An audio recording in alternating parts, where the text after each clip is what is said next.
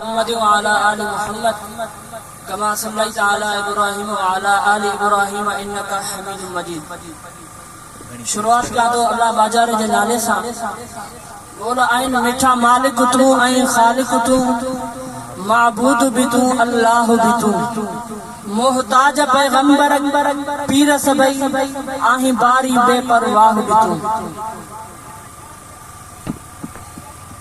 मिठा मालिक तू ऐं खालिक तू मिठा मालिक तू ऐं खालिक तू माबूद भी तू अल्लाह भी तू मोहताज पैगंबर पीर सबई आहें बारी बेपरवाह भी तू मिठा मालिक तू ऐं खालिक तू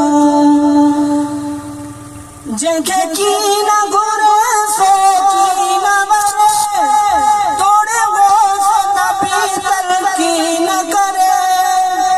जंहिंखे की न घुरे सो की न वरे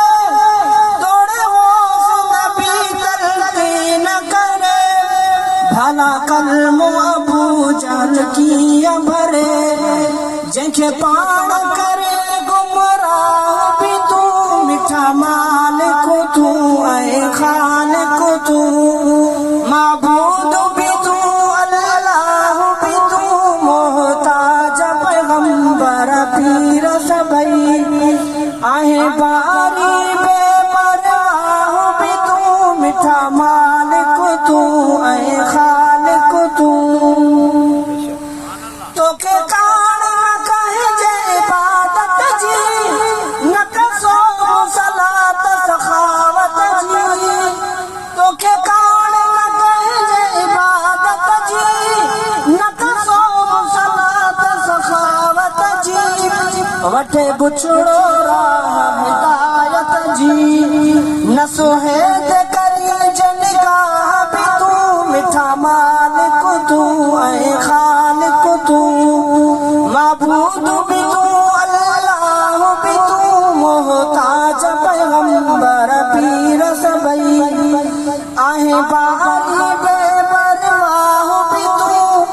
मोहताज पैगंबर पीर सबई आहें बारी बेपरवाह भी तू मिठा मालिक तू ऐं खालिक तू रखे आब बख्शिश चीज़ अंदर बीबी आसिया के फिरऔन जो घर रखे आब बख्शिश चीज़ अंदर बीबी आसिया के फिरऔन जो घर बीबी लूत मथा तो वसाया पत्थर बीबी लूत मथा तो वसाया पत्थर कुछ केर तो साई शाम भी तू मिठा मालिक तू ऐं खालिक तू अबाबील सफील जलील कई आज़ाद आराम खलील कई अबाबील सफील जलील कई आज़ाद आराम खलील कई फिरऔन लदो ज़ख़नील कई पाण ठाही ठाही ठाह भी तू मिठा मालिक तू ऐं खालिक तू सौ साल उज़ैरत वारा तो हन मोल बरह जजियारा तो सौ साल उज़ैरत वारा तो हन मोल बरह जजियारा तो पखी मार खलील उडारा तो पखी मार खलील उडारा तो कॾी साह भी तू ने पसाह भी तू मिठा मालिक तू ऐं खालिक तू तख़्ते दशदाद खे तारो के खीरशीर जोत खे प्यारो के तख़्ते दशदाद खे तारो के खीरशीर जोत खे प्यारो के घिड़ियो कीन अदन में मारो के मगरूर करे तबाह भी तू मिठा मालिक तू ऐं खालिक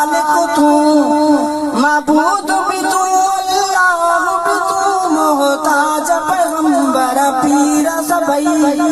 आई बारी बेपरवाह भी तू मिठा मालिक तू ऐ खालिक तू तुझे कुदरत जी कल्ब कान पवे तोखे सूहन नाला नवे तुझे कुदरत जी कल्ब कान पवे तोखे सूहन नाला नवे छा सारा जिज़ कारो करे नींद चांदे